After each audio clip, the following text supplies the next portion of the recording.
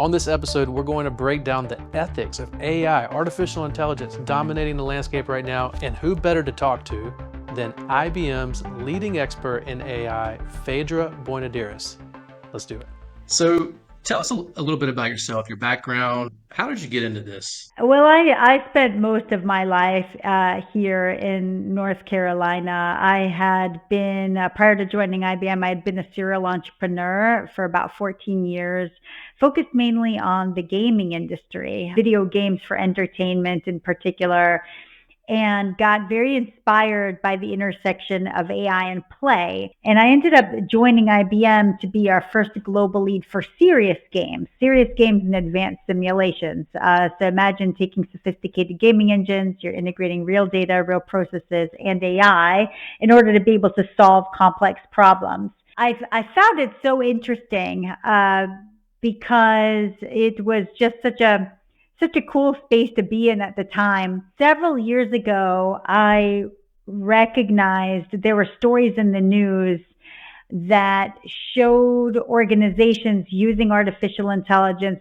for explicit malintent. And it made me really, really angry. And it inspired me to learn as much as I could about how do we curate the appropriate safeguard rails to make sure that AI models are being used in ways that benefit society. So the more I learned about this space, the more I recognized that even organizations that truly have the very best of intentions can end up inadvertently causing either individual or societal harm. And these are typically due to just misunderstandings, lack of AI literacy, or simply lack of safeguard rails. So I have dedicated the last 5 years of my career focused on helping clients, helping teach them how do you curate AI models in a responsible way? What are the appropriate organizational AI governance structures in order to make sure that the models are reflecting the needs of an organization and the values of an organization? It's been tremendously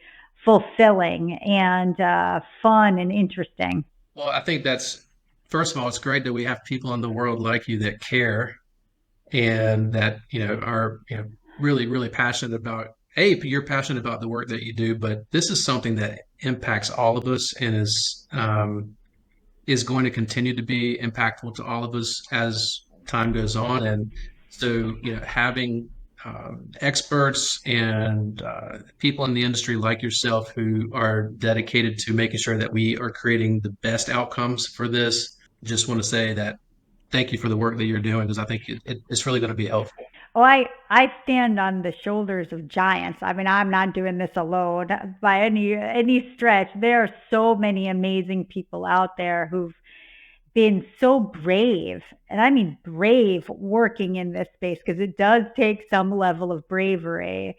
But it does feed my soul. A lot of people think of IBM, where you work, as one of the originators of AI. I don't know how accurate that is. That's just maybe something that it's one of the things that I thought about, and I did a little bit of digging. We can trace IBM's AI involvement all the way back to the 1970s when IBM's Deep Blue beat out the world chess champion to become the first computer to beat a human in a live competition. Of course, I think more recently people associate IBM with Watson. What is IBM doing today, or how is IBM blazing the trail in this space today, knowing its rich history in this area?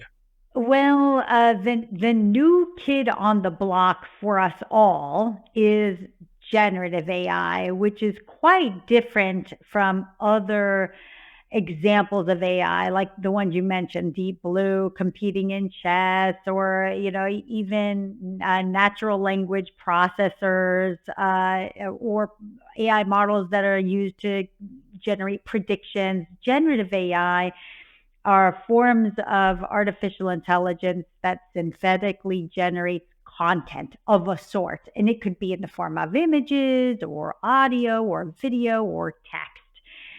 And so what IBM has done is not only establish the consulting practices to teach clients how do you build these kinds of models as well as other more traditional forms of AI in responsible ways, but also we have created tools in order to glean, is this model performing the way that you ultimately need it to perform, irrespective of where the model was built, right? We've created tools that can help you determine, is this doing the thing that you want it to do? Like, are you mitigating the risks appropriately, et cetera, et cetera, et cetera.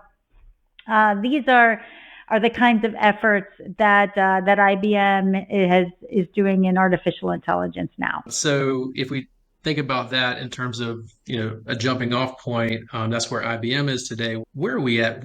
What is the state of AI technology today? So in terms of, for the average person who may not be in it completely every day, how should they, think about where we are with this today? I think that's a common question that a lot of people Well, have. people are truly inspired by AI today in ways that they may not have been as aware before. And indeed, I think this is due to generative AI because it has never been easier both to interface with an AI model in order to be able to personalize an AI model for your own use. It's never been easier.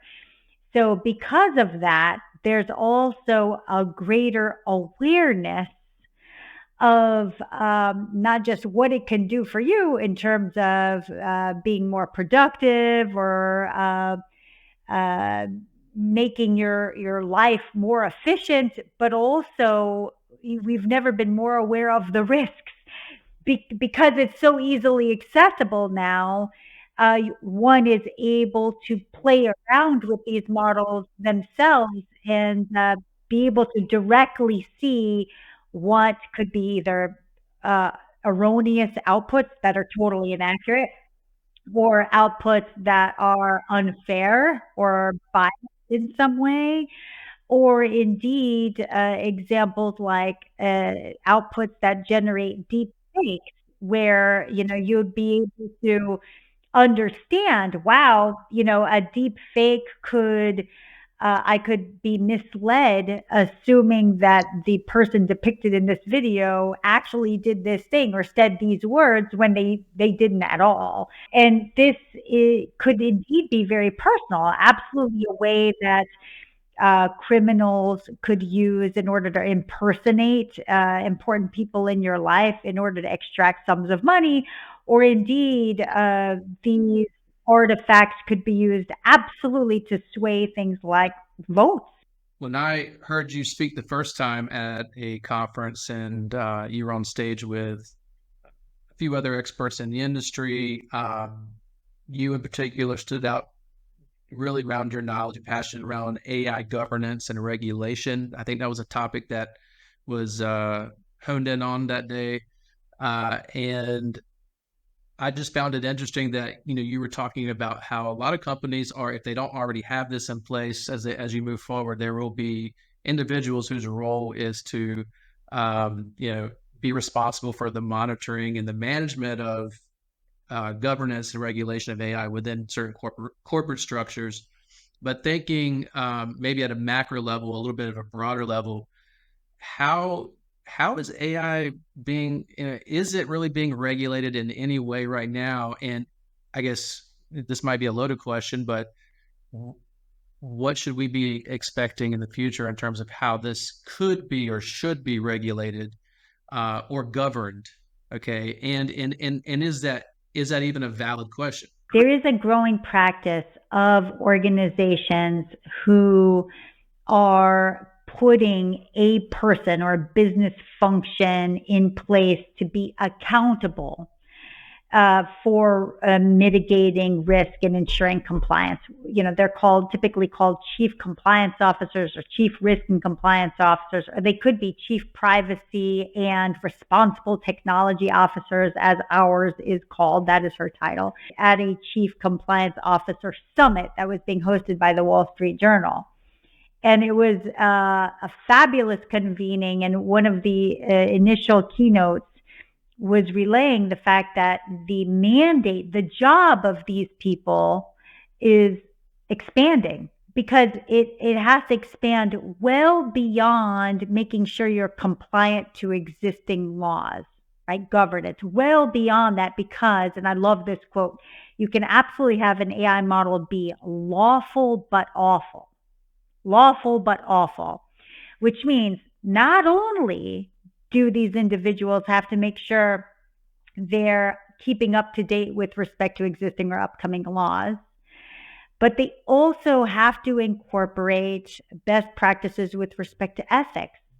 And because all of this that we're describing isn't strictly a technical challenge with a technical solution, because when you start to get to ethics, you're talking about having our human values be reflected in the technologies that we're building. In technologies like AI, like we expect AI to not lie to us, we expect it to not discriminate, we expect it to be safe for us and for our children to use, right?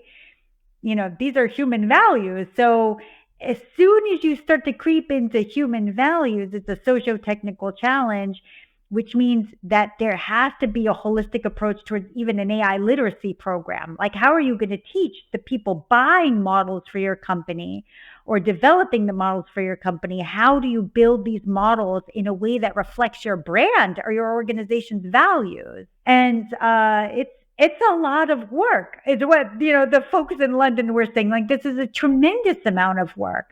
Now, with respect to regulation, there's an interesting evolution. So the European Union, for example, has rolled out the EU AI Act, where they delineated what do different levels of risk for these models look like, and stating that if you have models that are considered high risk, it is incumbent upon those developing these models to audit those models for certain criteria. And so, the European Union, similar to what they did with GDPR, they were the first to state, like, here's the kinds of things that we expect to see with respect to, the audits and the risk levels.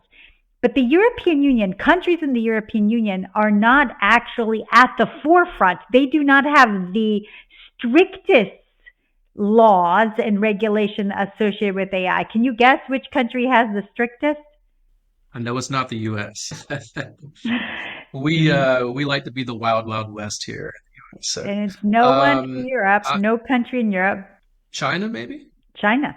Okay. China has the Just because strictest. they regulate everything. They have practitioners that are trained to know, how do you audit these models? How do you make sure that these models are explainable, auditable, blah, blah, blah, blah. So they've got a really great practice in terms of how to train people to think in this way, because they have the strictest regulations that they need to be accountable for.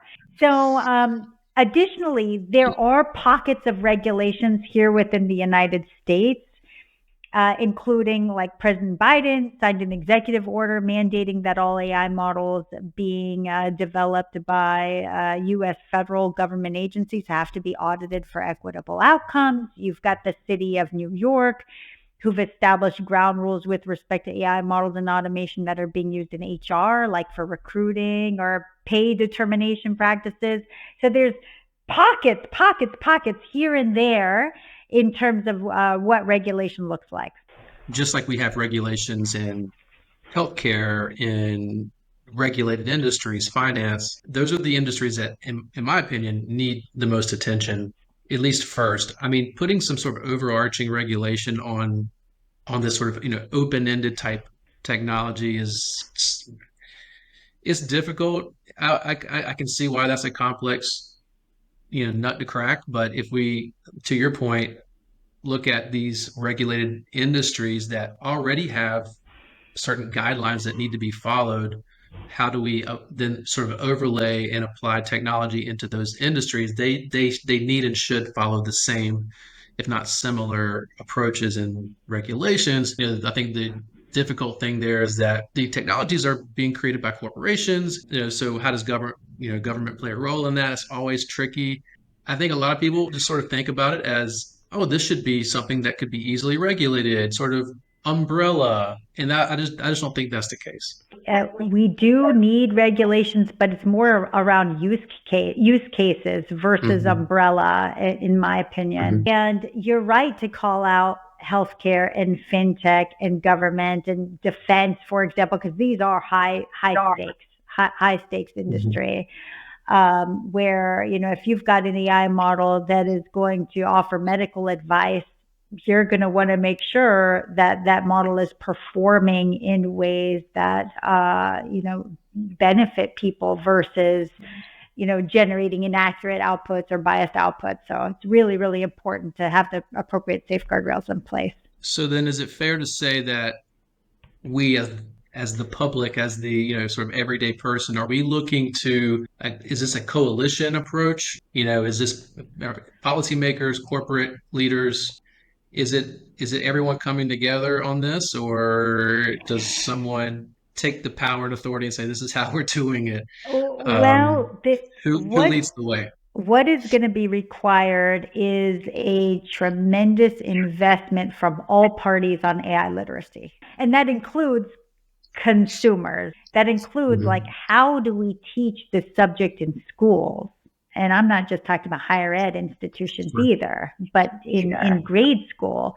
And I know here in the state of North Carolina, there's now a mandate stating that all high schools in the state need to be teaching artificial intelligence and computer science classes. But I would opine, because of the nature of AI today and what we know about it, we shouldn't be teaching it strictly in computer science classes. We need to actually be teaching it in social studies class, because one of the great myths that people have of AI is that 100% of the effort to develop an AI model is coding. It's not true. Well over 70% of the effort to develop AI is picking the right data.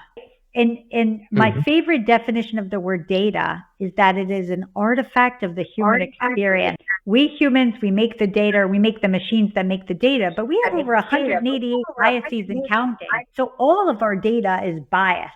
And the key, what to remember about AI, is that it's like a mirror that reflects our biases back towards us. But we have to be brave enough and introspective enough to look into the mirror and decide, okay, is what is being reflected back, does it align with my organization's values? If it does align, then be transparent. Here's why we picked the data that we did. Here's why we picked the methodology that we did. So we need people trained to ask hard questions about data, like, according to domain experts, is this the right data to use?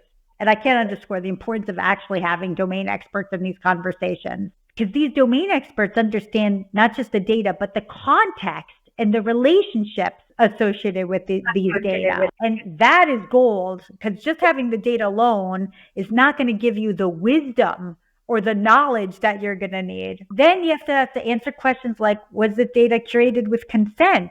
Is it representative of all these different groups of people that we need to serve? Like, is Mhm. it even appropriate? So we need to be, reshaping our understanding of what does it take to actually build these models in a responsible way. Especially around the conversation of context. You Yeah. know. Here's a metaphor for your listeners, to sort of hit this home, like a mental model for data. Imagine you're walking on a sidewalk and you find a sheet of paper that has a date on it with what looks like a journal entry, but you're not sure. And you're like, maybe this comes from a diary. I don't know. It's a sheet of paper. And then you walk, that's data. What you just saw is data. You walk a little further, you find the journal that it was ripped out of. You can see the rip, right? Now you have context. So data plus context equals information. Now you have information. You look at the back of the journal and you see your sister's name. Now you end up have a relationship. So you've got the data, you've got the context, you've got the relationship, and now you have knowledge.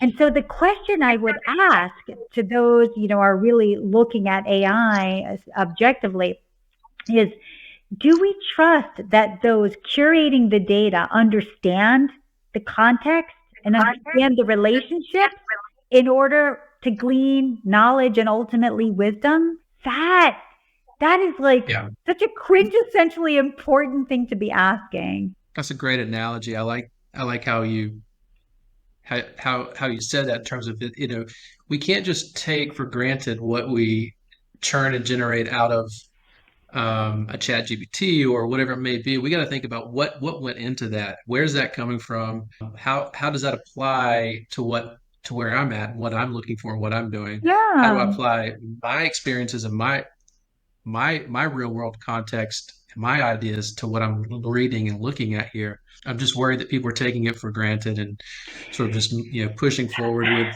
what they're finding. And it goes back to AI literacy. We need to be training people to be critical consumers of AI, to say, okay, to ask the questions: who's accountable for this model? Who's accountable for these outputs?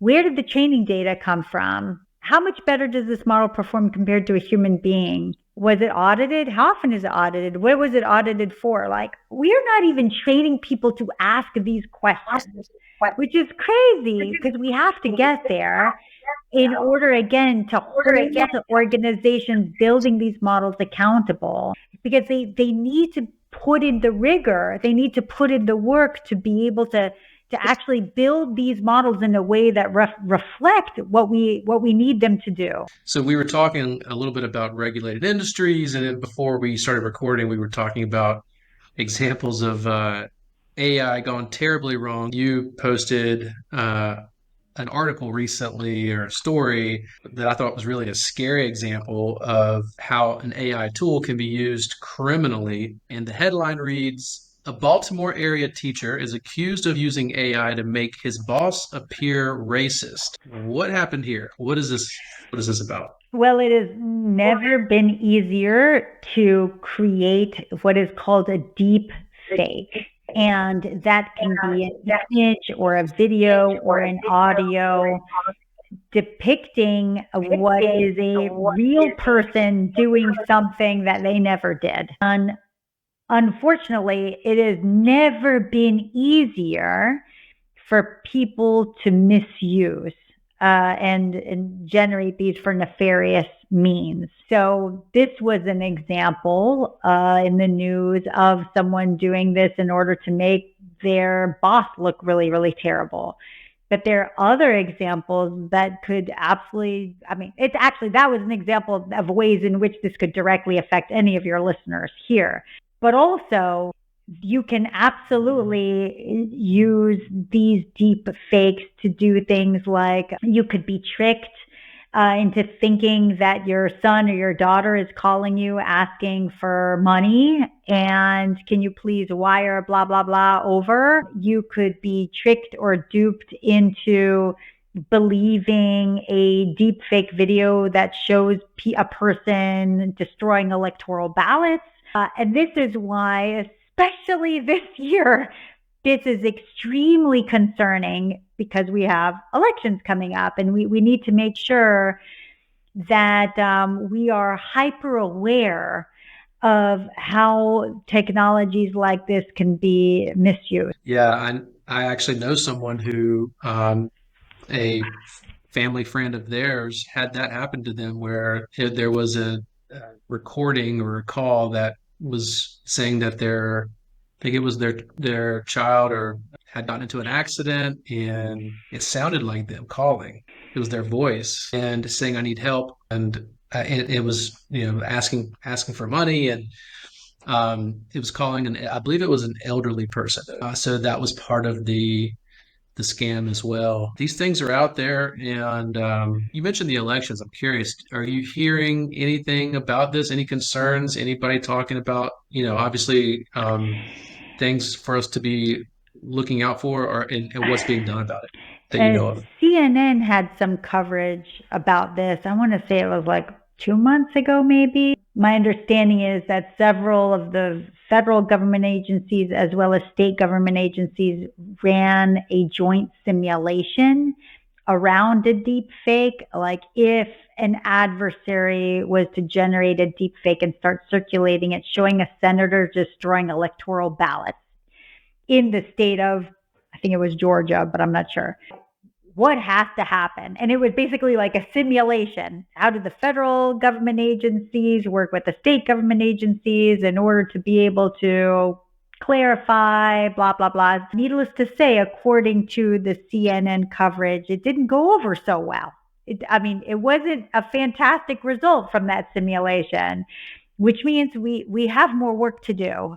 I know there are companies that are working to develop tools to be able to detect deep fake, which is what happened with the principal and with the teacher. They actually went to, I believe it was a local university, and a professor there helped to determine that indeed that video file or audio file was indeed a deep fake. But, those things take time. It takes time. And so it's tough. This is going to be a challenging year for us to determine, like, what can we trust? What can we trust? So this is everything we're describing now. This entire conversation is around, like, what does it take to earn people's trust in the AI models that we're interfacing with? And it sits in a broader conversation around what do we trust at large. Yeah, that's a whole nother conversation. That's a whole nother Yeah, podcast conversation it around is. It trust is. for sure. We need more of it. We're unfortunately bleeding trust right now as a society, unfortunately. I do think we're at a pivotal point. I don't think I think cybersecurity experts are scrambling right now around how to monitor and how to track and how to help their clients, whether government or corporate clients, to you know solve these problems, these deep fake problems, or these phishing problems, or scam problems, or whatever attacks are happening. I don't think we're going to have that solved by the election. Maybe in 4 years, 5 years from now, that will be the case. We'll have some better systems in place. So I'm really curious to see how that all unfolds this fall. So shifting gears just a bit here, I want to talk about your book. So you wrote a book called AI for the Rest of Us, and you are talking about the importance of, well, one of the things you talk about in there is the importance of having humans contribute to AI models. You mentioned this a little bit. Just tell us why that's important, and then just give us really a high level overview of what we should be looking for when we're reading the book. I think in order to have AI better reflect the diverse communities that we need to serve, we need far more diversity and inclusivity in terms of who's developing these AI models. And I don't just mean in terms of gender and race and ethnicity, but earnestly people who have different lived world experiences. Mm-hmm. And the individuals developing these models and those developing the systems of governance around these models have to be multidisciplinary. They have to be multidisciplinary. And this is the hardest part because we haven't been teaching AI in a multidisciplinary way at all, in any way, shape, or form, which is why Siloed, right? so siloed in school systems, so siloed. Okay, you want to go take a class in AI, you got to go to the comp sci building. You got to go to the School of Engineering. Oh, you don't need to take those humanities classes. You don't need to know what redlining is. And yet that same person who was told you don't need to know what redlining is developing AI models to determine what percentage interest rates people get on their home loan. And so they could be inadvertently, without their knowledge at all, calcifying inequity in the models that they're building, which is a tragedy, an absolute tragedy. So it again goes back to why we need to we need to recognize there's so much to learn on the subject of AI and it's unending, but also there's a lot we have to unlearn. And that starts with recognizing that we have to have a deliberative approach towards inviting new voices to the table, new people, new different kinds of brains and skills and competencies, including people with backgrounds in linguistics, philosophy, sociology, anthropology, psychology, design, law, right? Because the whole effort when you're thinking about AI has to start with the question, like, what is the kind of relationship we want to have with AI? What's the kind of relationship? If we're saying it's going to augment human intelligence, what does that look like? How do you measure that? What's the experience like of a human being if they've been augmented by AI? These aren't strictly technical questions, like, at all. And even things like fairness, like what I think is fair might not be what you think is fair. So if you're saying this model has to be fair, fair according to who? Whose worldview? Right. I was in Dubai in the United Arab Emirates. Their government was hosting a summit on the subject of AI, and they opened the conference saying whose ethics should be in AI models? Western ethics? What about our Hmm. ethics? And again, these Hmm. are not technical questions. From what I see from working with clients, working with companies on the brand side of things, so developing a brand strategy, we have very similar conversations about who do we want to be as a company, what are our values. I've seen this become a debate among leaders and clients that I work with where they may have differing views on different things. And it isn't necessarily about their individual values per se. It's about developing sort of a company brand, a corporate culture that everyone can agree on. Without going too far down that path, you can sort of distill things down into a least common denominator of things that we can all sort of agree on without getting into some of the specifics. Now, it isn't that easy when you're talking about AI. You're talking about um, you know building context around data, and you're talking about layering data. That is just worlds more complex. Well, let And me give you you. just gave us like the example of being in Dubai, and yeah, absolutely, they're asking that question just like we would ask that question if the technology was being developed in Iran or somewhere. We would be saying, wait a second. So we're supposed to trust this being developed over there. We know here in the United States that the tech, for the most part, a lot of the technology is being developed here.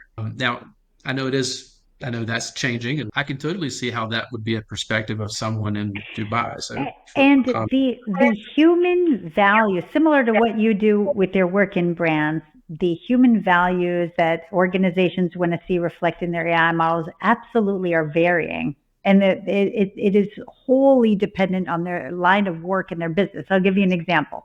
So at IBM, right, we came up with, 5 human centric, we call them pillars when thinking about what does it take to earn trust. And that included like making sure models are fair, explainable, robust against adversaries, transparent, and that they maintain data privacy. But I've got clients who have added new ones, totally different ones. Like I've got a client out of the state of California that are developing AI models that kids are going to be using, right? Children in grade school to help assess their skill sets while they're in school. These models are going to be assessing skill sets.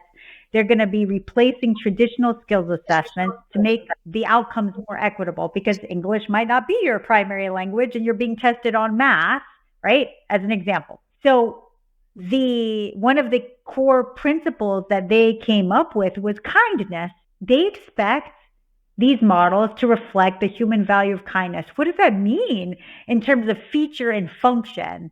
What are the functional and the non-functional requirements of an AI model that is meant to reflect the human value of kindness or growth mindset or agency? I mean, it's again, these are not strictly technical yeah, questions. It's awesome. It's a wonderful exercise. yeah. That I mean, but how do you do that?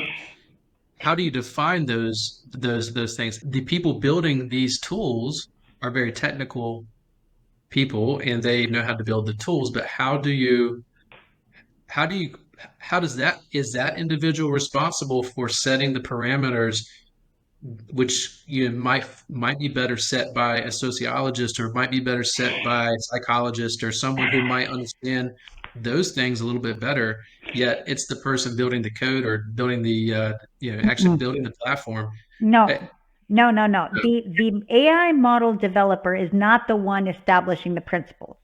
The principles has to happen right. up the food chain. So like AI ethics boards, for example, or committees, councils, right? Because this, like your work, you're taking it's the fabric of the brand, how the Mhm. fabric of the brand is going to be reflected, right? So it has to be at the senior level. And then there has to be definitions about what do each of these terms mean with respect to artificial intelligence. And then I can't recall if I remember saying this or not. My apologies if I'm repeating myself. One of the things that we knew we had to build. As soon as we said that AI is meant to augment human intelligence, we knew we had to train people to be thinking about how do you measure empowerment? How do you know how to design the experience for a person so that they're augmented? Which means we stood up an AI design guild to do that years ago. And they've been cranking on these frameworks to get people to think about what are the principles and what are the functional and non-functional requirements in order to operationalize those principles within AI, and how do you think about unintended effects and how to mitigate for harm. And so many of these design thinking frameworks have been donated to the open source community. It was one of the best investments we ever made was in this design guild. Yeah, it's almost like it's forcing us as societies to define some of these things that maybe have remained somewhat unclear, or whether it's societies or it's subcultures or it's groups of people to define what is important, what do we value, how do we want to define kindness, how do we want to define what's important for us. These things haven't really truly been pulled together and documented necessarily in any like succinct, organized way in a lot of cases. If you were to look at the United States, for example, as a country, like the best we can do, right, it's going to be uh, our Constitution and our Declaration of Independence. But then what? Like, maybe recorded sessions of conversations in Congress. Like, where's all this stuff defined? Where's the data that's defining these? And that's a country. And you can get a lot more. You can make it a lot easier and talk about a company or talk about a topic. I guess this is difficult stuff. I think we have and I'm sure this is being worked on, but I think we have a long ways to go based off what I'm Ooh, saying. that's what I'm saying. AI literacy, AI literacy, AI literacy. And indeed, government agencies, there's a lot of pressure now to adopt generative AI, a lot of pressure, but also a lot of trepidation because of the risk. And so governments here in the United States at the state level, they're establishing centers of excellence around responsible AI, like California, Mhm. Texas, New York, and New Jersey's trying to get spun up. I'm hoping North Carolina does the same. And it's basically coalitions, government agencies, plus academic institutions, plus private industry, in some cases, nonprofits too, coming together to share best practices. Like, what should AI curriculum programs look like? What should public policy look like? What are best practices for companies that are important to the state? And so it's exciting because you're right. This affects all of us. We all need to be coming together to make sure that we know what we're doing. It's such a powerful tool. When used appropriately, it could absolutely make us better human beings. But we have to know what we're doing. We have to be cautious. So, with that level of excitement that I think you have there, and you're traveling, you're talking to people all across the globe. You're talking with experts at IBM. You're meeting with folks in the industry. What are some future exciting use cases that you're seeing or hearing that you feel could really be beneficial for us? Well, I think it's important as much as we think about training AI models with data, is it's equally important to be talking about untraining AI models, unlearning. What needs to happen for an AI model to unlearn? This is something we need to be really careful of. We need to be watching, especially as more of our PII might get inadvertently sucked into any of these models. Like, we need to watch this space. Additionally, I'd like to see more of our creators, more of our artists be able to build their own models, domain experts building their own models, give them the power so that they could ultimately monetize it, not just get credit, but actually monetize it on their own. This is something that I'm really excited about, the idea of personalization, having your own AI agent sort of looking after your back. For example, I'm sure, reading a legal contract, your eyes cross just as mine do, right? But having an AI agent that can sort of, communicate in my style and say, from what I know about you, Phaedra, like I wouldn't sign this if I were you, because what it's saying in paragraph 2B is the following, and it extrapolates in language that I can understand. Like that's freaking cool. That's a way of having an AI actually augment my intelligence, but in a way that's hyper personalized. Like that, I think that's That really is, yeah, exciting. yes, having it be your representative in some ways as well, or to be helping you, like you said, scale and monetize, so that it could take your work and help. And if somebody does use it, if it is being used in someone else's creation, that you are being compensated for it. Exactly. All of those things, right? Those are some things. So you're hearing about some of that development happening. It did. This Good. is all Okay. like fledgling, the kinds of things that I'm Mhm. describing, but I really want to see more of. Additionally, another thing that I find exciting is there's a burgeoning interest and a recognition that you have to have holistic AI literacy programs, holistic curriculums. So here in our state, for example, UNC Chapel Hill has just stood up a school for data science and society. Like the and society part is not an accident. You know what I mean? And I spoke to their dean, his name is Stan, and basically saying, like, hey, we recognize this has to be interdisciplinary. So, it's slow. It's slower than I would like because, this is upon us and our kids are going to inherit all of this stuff. But, it's moving. It is moving. And there's been some fantastic press coverage about AI. The MIT Technology Review, I think, does an amazing job. There's more and more people publishing books.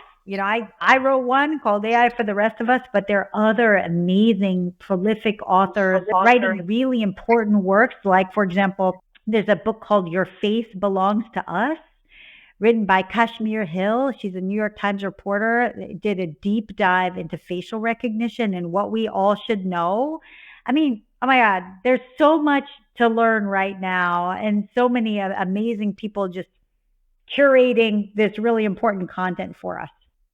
So you mentioned your book, AI for the Rest of Us.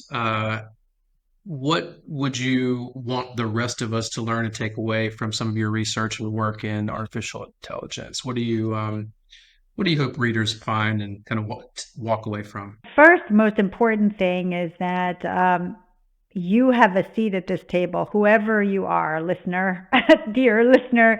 I don't care what your background is. The fact that you have a different lived world experience, it means that you've got a seat at this table because we actually need you. We need the most diverse and inclusive group of human beings who have different lived world experiences thinking about appropriate uses for AI, what is the kind of relationship we want to have AI, what is the appropriate data to use, consuming it critically, thinking about like, is this really augmenting human intelligence? What do I need in order to be able to trust this model? Like, Mhm. you have a seat at this table. You belong in this conversation. And for those of you who are students who said coding is not for me, that's fine. We need you too. You're interested, like I said, in sociology, anthropology, psychology, law, history. You're all desperately needed here. And even if you want to be like a fashion designer when you grow up, or you want to write scripts for Hollywood, guess what? You're going to be using AI. And so thinking through with us, like, how could AI be used in order to make you the best fashion designer on the planet, or write amazing scripts that are going to resonate with people? Like, that's why I'm saying, like, there's a seat at the table for you. So where do we find that chair? Uh, how do we contribute to this? How do we contribute our learned experiences to this data set that needs to be further refined and built out? Well, it starts with literacy, like get learning about what is being developed, what tools are out there, what are the limitations, being a critical consumer of AI, and start to play with it. Like play, or in earnestly play, because it is through play that you're going to understand, like, wow, here's what this could be really useful at, but here's what it's not so good at. And then you can start to Hmm. think about, okay, in my own practice, given the kinds of things that I want to do, how can I best use this? And what are the kinds of things that I should be demanding of industry so that it can be better? Right. And because there's so much opportunity, I think, for those who would be able to curate these models with their own domain expertise in order to really be able to monetize it and use it to its best value. Well, Phaedra, thank you so much for joining us on the On Brand podcast. We really enjoyed talking with you. I've enjoyed talking with you. Your wealth of knowledge, and I know we just barely scratched the surface on this conversation. We probably need many more of these, and hopefully we can get back together on here. So thank you again for joining us, Oh, the pleasure was mine. Thank you for inviting me. I appreciate it. and thank you everyone for checking us out. Please follow, subscribe, and we will see you next time. Thank you.